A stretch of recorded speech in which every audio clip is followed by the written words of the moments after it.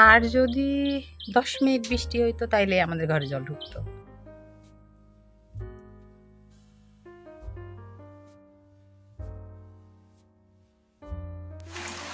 নমস্কার, কেমন আছেন সবাই? সুপ্রিয়ার ঘরকন্যা একটা ভিডিওতে সবাইকে স্বাগত। আজকে অন্যরকম একটা ভিডিও শেয়ার করব। চাইছিলাম না ভিডিও শেয়ার করতে, ওই আমার একটা দিদিভাই ফোন করে বলল যে সুপ্রিয়া এই ভিডিওটা কইরো। তো ভিডিওটার ব্যাক ক্যামেরা দিয়ে শেয়ার করি, তাহলে বুঝবেন যে অন্যরকম একটা ভিডিও, আপনাদেরও ভালো লাগবে। আর যার যার এই ইমেজটা নিতে চান শেষে 100% আমাদের বাড়ি আসতে পারে।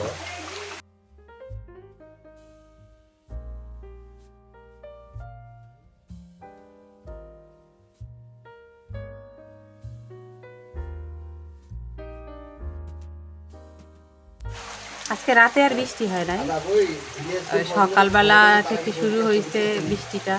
ভাবিনি এই পর্যন্ত হবে, রান্না বান্না কিছু করি নাই।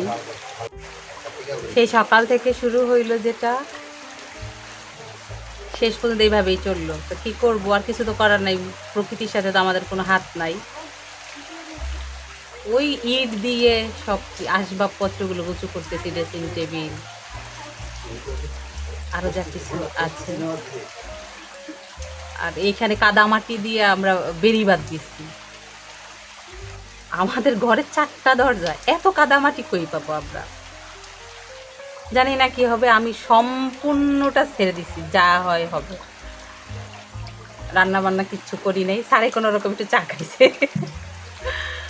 আমার টেনশনই খায়, কখনোই ক্ষুধা লাগে না। দেখা যাক কি হয়, প্রে করবেন। আমরা তো এখনো একটু শুকনো জায়গায় আছি, অনেক মানুষদের ঘরের মধ্যে জল ঢুকে গেছে। এখানে যদি যত বিল্ডিং আছে সব বিল্ডিংয়ের একতলায় জল ঢুকে গেছে।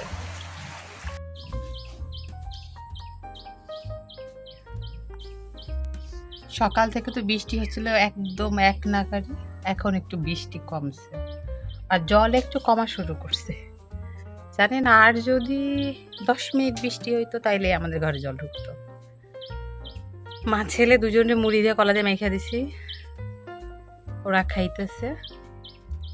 আমি কিছু খাই নাই, কি খাবো ভাবতেছি। রান্নাঘরেও তো জল, এগুলো চুলাগুলো কুচু করে রেখে দিছি। কালকের একটু রান্না আছে, একটু ভাত বসাই, দেখা যাক তারপরে।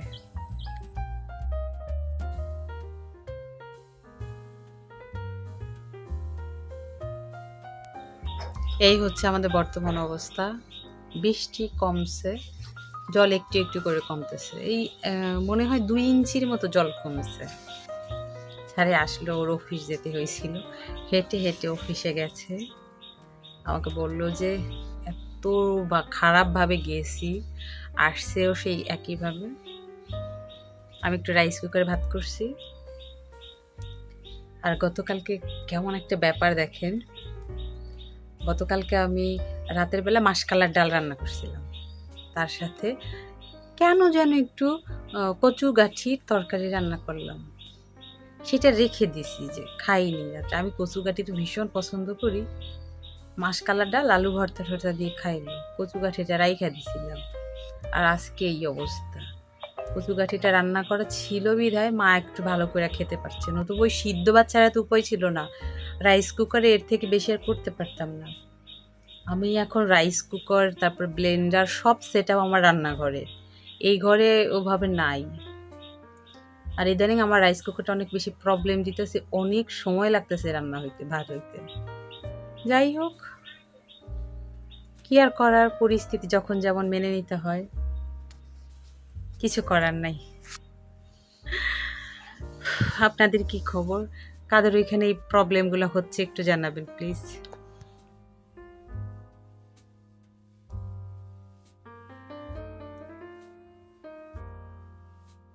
মনটা একদমই ভালো লাগতেছিল না, এতক্ষণ শুয়েছিলাম, স্যারকে খেতে দিলাম, অফিস থেকে আসলো।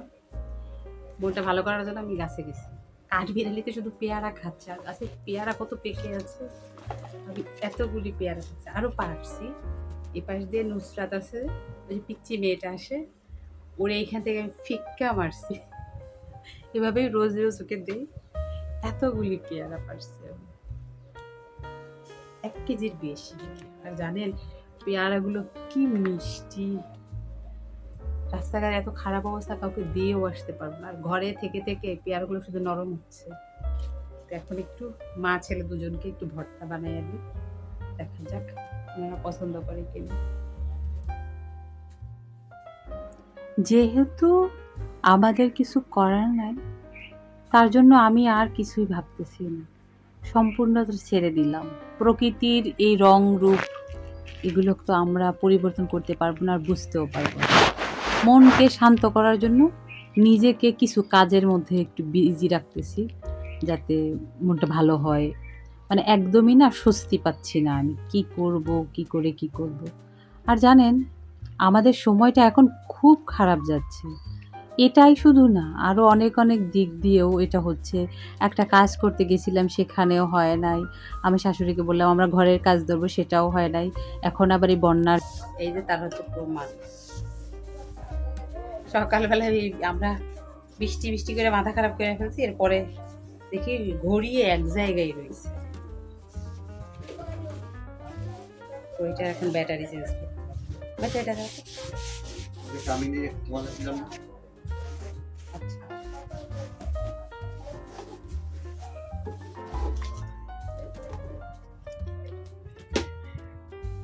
কি ব্যাটারি?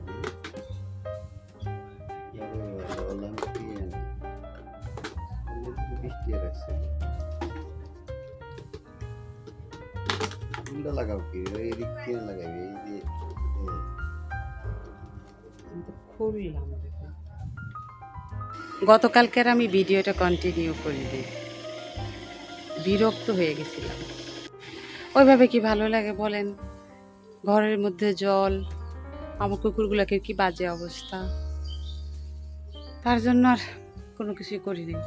রাতের বেলা জাস্ট একটু খিচুড়ি রান্না করছিলাম, খিচুড়ি খেয়ে ঘুমিয়ে গেছি। একদমই ভালো লাগে না। কত খারাপ অবস্থা মানুষের। কালকে এইচএসসি পরীক্ষার্থীদের যে কি খারাপ অবস্থা হয়েছে, আপনারা যারা ভিডিও দেখছেন যে কুমিল্লার অবস্থা কেমন, এই হচ্ছে আমার অবস্থা।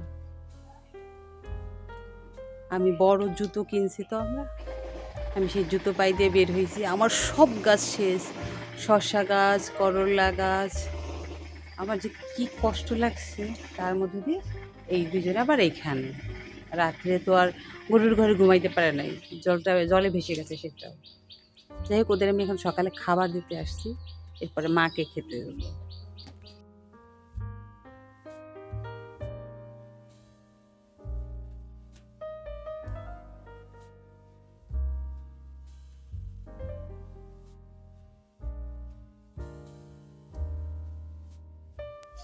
আমাদের অবস্থা তো বুঝতেই পারছেন। রান্নাঘরে জল আমি ফেলতে আসছি, পরিষ্কার করছি, জল কমে গেছে আর কি রান্নাঘরে। এসে দেখতেছি যে ঘরের মধ্যে মাছ, আরও বড় কয়েকটা ছিল, ওরা লাফিয়ে লাফিয়ে চলে গেছে। ছোটোটা ছিল, এখন ওকে দিয়ে দিই জলে, ও চলে যাবার জায়গা মতো। শুধু এখানে না, কালকে নাকি রাস্তা থেকে মানুষে অনেক মাছ ধরছে জাল দিয়ে। কি আর করার, সবারই তো বাঁচার ইচ্ছা আছে। জানি না কি হবে, এখন পর্যন্ত জল শেষ হয় নাই। সেই যে তখন যে একটু ভিডিওটা শেয়ার করলাম, এরপরে আর একদমই ফোনটা ধরার মতো আমি টাইম পাইনি। রান্নাঘর তো পরিষ্কার করলাম, আর বুঝেনি তো 2 দিন যে জায়গাটা জলে ডুবেছিল, সেখানে কত ধরনের কত কি আসছে বাহিরের জল, সেগুলো মোছামুছি করতে করতে আমার 2টো বেজে গেছে। তারপর রান্নাবান্না করছি। আজকে একটু মাছ তরকারি দিয়ে ভাত খাইছে সবাই। আমার শাশুড়ি তো খুব কম খায়, কিন্তু উনি ওই একটু নানান রকম জিনিস দিয়ে খেতে পছন্দ করে, ভর্তা টর্তা, ভাজি তরকারি এগুলো। তারপরও একদমই ভাল লাগে না মনটা ঘরের মধ্যে বন্দি থাকতে। তা আমি বসে বসে কী করছি জানেন? ফ্রিজ পরিষ্কার করছি, আলমারিটা গুছাইছি, এই পাশে সব আজকে ঝাড় মোছ সব করে ফেলছি। ঘরের মধ্যে বসে থেকে আমি আর কী করবো? আর আমার এক জায়গায় বসে থাকলে না ভালো লাগে না, পৃথিবী মনে হয় আমি ঘুরে আসি চিন্তায়। এটা খুব বাজে একটা কিছু। আর ঘর ভরা এরকম কাপড় চোপড় নাড়া আছে, কি আর করার। খুবই খারাপ অবস্থার মধ্যে দিয়ে পার হইতেছি। এখন বাজে রাত 11টা। রাতের খাবার দাবার হয়ে গেছে সবার। ওইদিকে ছেলে গান শুনছে আর মা তো ঘুমিয়ে গেছে। আমি একটু বসছি, আমি কয়েকজনের একটু ভিডিও দেখতেছি। চলুন তাহলে ভিডিওটা আজকের মতো এখানেই শেষ করছি।